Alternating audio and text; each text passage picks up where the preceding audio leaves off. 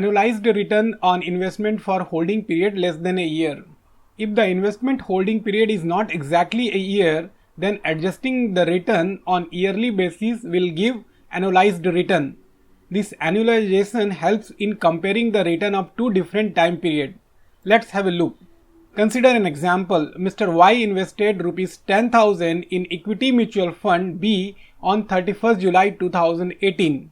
After holding the investment for 6 months, he redeemed the fund on 31st Jan 2019. He receives rupees 12,000. Calculate the annualized return on his investment. So, annualized return formula for investment held for less than a year is return multiplied by 12 divided by period of simple return in months. So, what is simple return received by Mr. Y? It is end value, which is 12,000, minus beginning value, which is 10,000. Multiply the result with 100 divided by beginning value, which is 10,000. So the result is 20%. So Mr. Y received 20% return on his investment. Remember, this 20% return is in 6 months.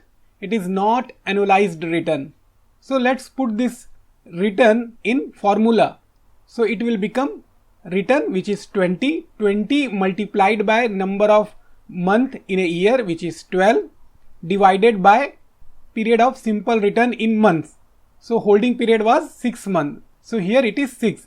So 20 into 12 divided by 6, which gives annualized return as 40%.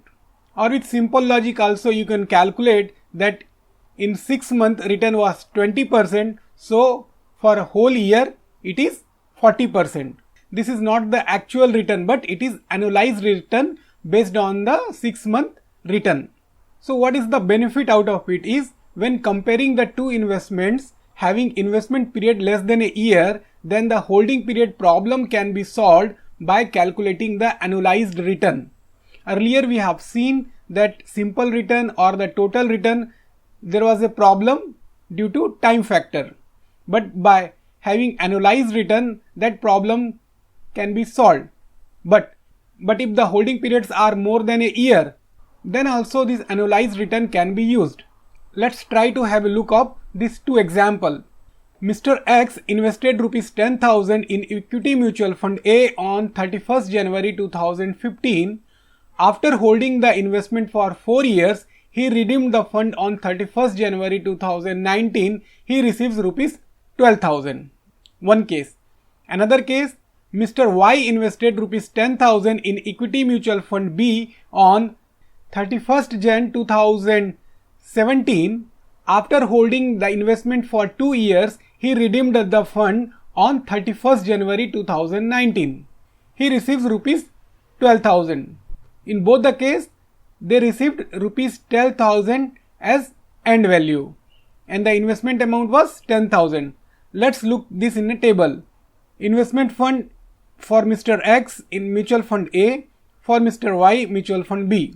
Invested on 31st January 2015 and for Mr. Y 31st January 2017. Redeemed on for Mr. X 31st January 2019 and for Mr. Y also 31st January 2019. Holding period for Mr. X is 4 years. Holding period for Mr. Y is 2 years.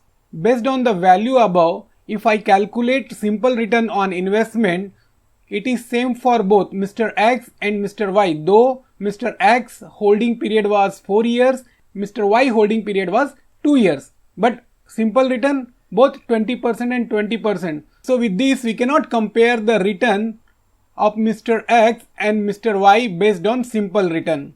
This can be comparable by making it annualized return.